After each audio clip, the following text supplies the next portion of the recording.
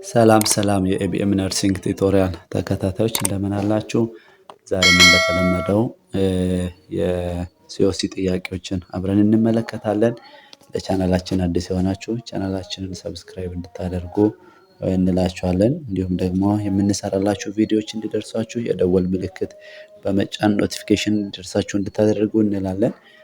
ወደ ጥያቄው እንሄዳለን። የመጀመሪያውን ጥያቄ ስንመለከት patient Abel 5 months old has diarrhea for already 16 days. You also notice that dehydration is present ይላል። This could be classified as ይላል A. Severe dehydration B. Severe persistent diarrhea C. Some dehydration D. Persistent diarrhea እዚች ጋር ቤዝድ ኦን አይኤምኤንሲአይ ነው ክላሲፋይ የምናደርገው። አይኤምኤንሲአይ ሁላችንም እንደምናውቀው አይኤምኤንሲአይ ብዙ ጊዜ በተደጋጋሚ ቤዝድ ኦን አይኤምኤንሲአይ ሆነው ጥያቄዎች ይመጣሉ። እንደዚህ አይነት ጥያቄዎችን በተደጋጋሚ ማየት እና ያሉ ኦፕሽኖችን ደግሞ በሌላ ኬዝን ለመስራት እንዲመች አራቱንም ኦፕሽኖች በደንብ ማየት ያስፈልጋል ማለት ነው። ጥያቄያችንን ስንመለከት ፔሸንት አቤል የ5 ወር ህፃን ነው። እንዲሁም ደግሞ ዲያሪያው ደግሞ የቆየበት 16 ቀን ያክል ዲያሪያው እንደቆየ ይናገራል። ሌላው ደግሞ ኖቲሳይስ ያደረገን ምንድነው ዲሃይድሬሽን ኢዝ ፕሬዘንት መሆኑን ዲሃይድሬሽን እንዳለ የመረጃ እዚህ ጋር እናገኛለን ማለት ነው። እና this could be classified as ነው የሚለው። ኤ ላይ ስንመለከት ሲቨር ዲሃይድሬሽን ይላል። ሲቨር ዲሃይድሬሽን በምንመለከትበት ጊዜ ብዙ ጊዜ ሲቨር ዲሃይድሬሽን ላይ ስንመጣ በጣም ሌታርጂ ይሆናሉ። እንደገና ደግሞ ህፃናቶቹ አንኮንሺየስ ናቸው። ብዙ ጊዜ ሲቨር ዲሃይድሬሽን በሚሆንበት ጊዜ ሌታርጂ ይኖራል። እንደገና ደግሞ አንኮንሺየስ ይሆናሉ ማለት ነው። ስለዚህ ሲቨር ዲሃይድሬሽን እንዳንል እነዚህ ሌታርጂ የመሰሉ አንኮንሺየስ ሁኔታዎች በጥያቄያችን ውስጥ ስለማንመለከት ኤ ላይ ያለውን ኦፕሽን እናነሳለን ማለት ነው። ሁለተኛው ላይ ቢ ላይ በምንመጣበት ጊዜ ሲቨር ፐርሲስታንት ዲያሪያ ይላል።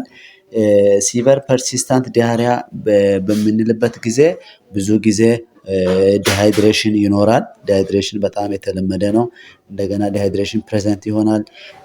ዱሬሽኑን በምንመለከትበት ጊዜ ደግሞ ሞር ዛን 14 ዴይ ወይም ደግሞ ከ14 ቀን የበለጠ 14 ቀን እና ከ14 ቀን በላይ የሆነ ዲሃሪያ ይኖራቸዋል ማለት ነው። ስለዚህ ሲቨር ፐርሲስታንት ዲሃሪያ ማንረሳው ነገር ዲሃይድሬሽን ፕሬዘንት ነው። እንደገና ደግሞ ዱሬሽኑ ከ14 ቀን በላይ ነው ማለት ነው። ስለዚህ ምናልባት ያሉ ኦፕሽን የተሰጡን ጥያቄ ላይ ይህንን ስንመለከት ዲሃይድሬሽን እንዳለ እንመለከታለን። እንደገና ደግሞ ቀኑን በምንመለከትበት ጊዜ ከ14 ቀን በላይ ነው። 16 ቀን ያክል የቆየ ዲሃሪያ ነው ማለት ነው። ሲ ላይ በምንመጣበት ጊዜ ሳም ዲሃይድሬሽን ነው የሚለው። ብዙ ጊዜ ሳም ዲሃይድሬሽን ላይ መርሳት የሌለባችሁ ነገር ህፃናቶቹ ረስትለስ ናቸው። እንደገና ደግሞ ኢሪቴብል ይሆናሉ። እነዚህ በጣም የሚጠቀሱ ምልክቶች ናቸው። ረስትለስ ይሆናሉ፣ እንደገና ደግሞ ኢሪቴብል ይሆናሉ ማለት ነው። ዲ ላይ በምንመጣበት ጊዜ ፐርሲስታንት ዲያሪያ ነው። ፐርሲስታንት ዲያሪያ በምንመጣበት ጊዜ መርሳት የሌለባችሁ ነገር ኖ ዲሃይድሬሽን ነው። ፐርሲስታንት ዲያሪያ በሚሆኑበት ጊዜ ዲሃይድሬሽን አይኖራቸውም። ግን ቆይታቸው 14 ቀንና ከዛ በላይ ይሆናል። ዱሬሽን ኦፍ ዲያሪያው 14 ቀንና ከዛ በላይ ሊሆን ይችላል። በዋናነት ግን ምን አይኖርም? ኖ ዲሃይድሬሽን ነው። እዚች ጋር ኖቲሳይዝ ተደርገናል ዲሃይድሬሽን ኢዝ ፕሬዘንት ይላል። ስለዚህ ቤዝድ ኦን አይኤምኤንሲአይ ይህንን ጥያቄ ክላሲፋይ በምናደርግበት ጊዜ በሲቨር ፐርሲስታንት ዲያሪያ በሚል ክላሲፋይ እናደርጋለን ማለት ነው። ስለዚህ መልሳችን ሊሆን የሚችለው ቢ ነው ማለት ነው። ሲቨር ፐርሲስታንት ዲያሪያ ይሆናል ማለት ነው። እና ይህንን ጥያቄ ደግሞ ፐርሲስታንት ቀይሮ በፐርሲስታንት ዲያሪያ ያመጣል። በፐርሲስታንት ዲያሪያ በሚመጣበት ጊዜ ደግሞ ዲሃይድሬሽን አይኖርም። ቀናቸው እንደተባለው ከ14 ቀን በላይ ሊሆን ይችላል፣ ግን ኖ ዲሃይድሬሽን ነው። እና ሲቨር ፐርሲስታንት ዲያሪያ ሲሆን ግን ዲሃይድሬሽን ሞስት ኮመን ነው ማለት ነው። ሲቨር በሚሆንበት ጊዜ ሌታርጂክ እና አንኮንሺየስ የመሆን ነገር ይኖራቸዋል ማለት ነው። ስለዚህ መልሳችን ቤዝድ ኦን በተሰጠን ኢንፎርሜሽን ቢ ይሆናል ማለት ነው። ስለዚህ ለቻናላችን አዲስ የሆናችሁ ቻናላችንን ሰብስክራይብ አድርጉ፣ የኛንም ያበረታታል። ወደ ቀጣዩ ጥያቄ እንሄዳለን። ኦኬ ሁለተኛው ጥያቄ the child has wheezing and either fast breathing or chest drawing present ይላል።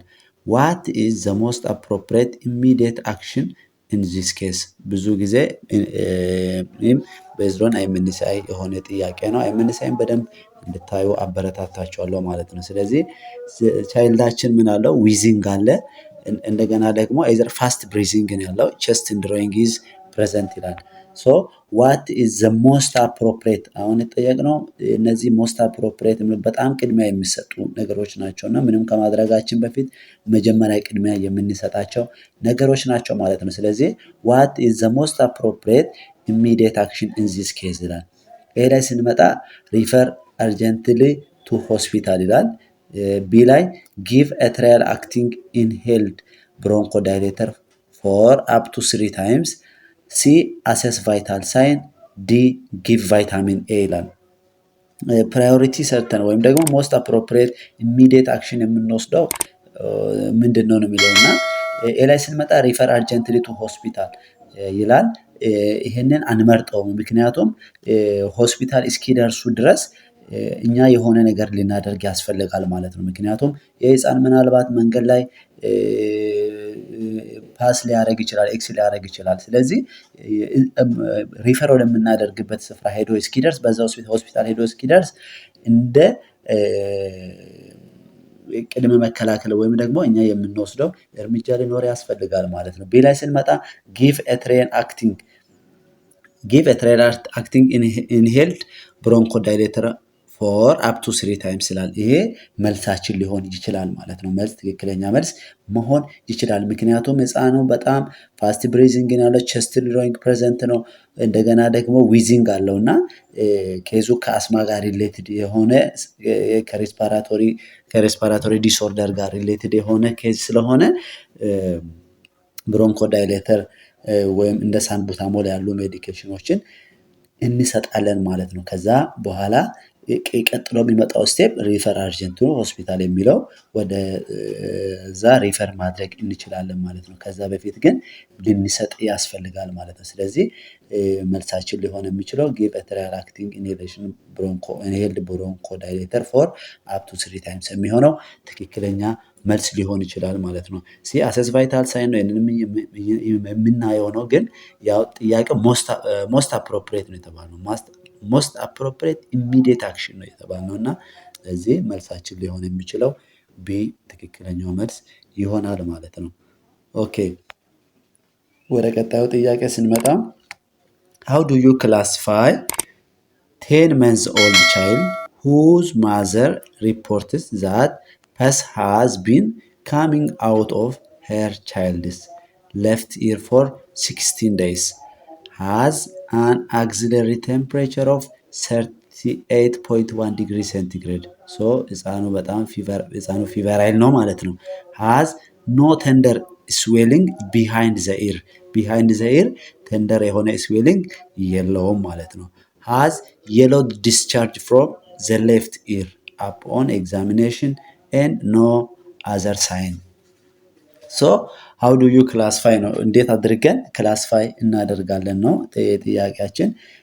ይህ ህፃን ምንድነው እናቱ እንደነገረችን ከሆነ ፐስ አለው። እንደገና ደግሞ ፐስ የሚመጣ ከግራው ጆሮ በኩል ነው።